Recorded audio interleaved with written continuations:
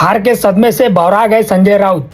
मुंबई के शिवाजी पार्क में शिवसेना यूबीटी गुट की दशहरा रैली में संजय राउत ने हरियाणा चुनाव का जिक्र करते हुए चुनाव प्रक्रिया पर ही सवाल उठा दिया है। उन्होंने कहा, हरियाणा चुनाव में सुबह चुनाव आयोग की वेबसाइट पर कांग्रेस को 72 सीटें नजर आ रही थी, लेकिन दोपहर में भाजपा को बढ़त मिल गई। राउत ने इसे ईवीएम के साथ की गई छेड़छाड़ बताया। संजय राउत ने कहा कि वे आने वाले महाराष्ट्र विधानसभा चुनाव में ऐसा नहीं होने देंगे।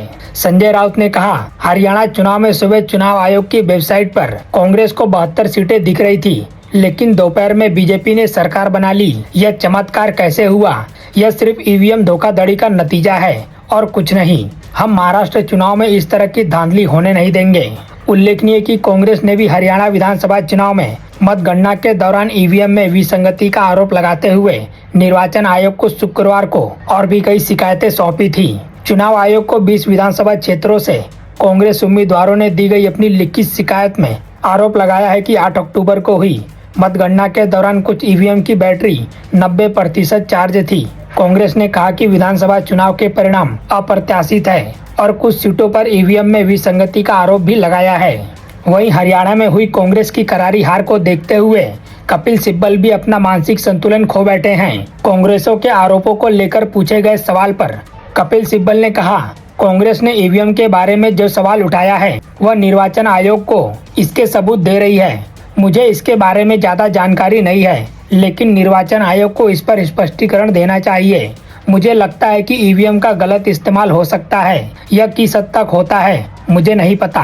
कांग्रेस के पूर्व नेता ने कहा, मैं शुरू से ही ईवीएम के खिलाफ रहा हूँ।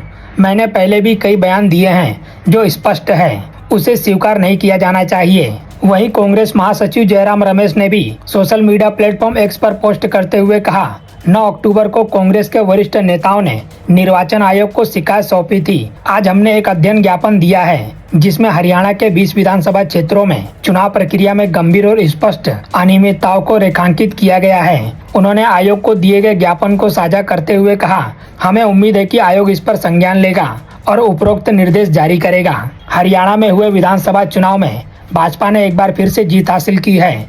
8 अक्टूबर को आए चुनाव नतीजों में 90 सीटों वाली विधानसभा में भाजपा को 48 सीटें मिली हैं। वहीं कांग्रेस को 37 सीटों से ही संतोष करना पड़ा।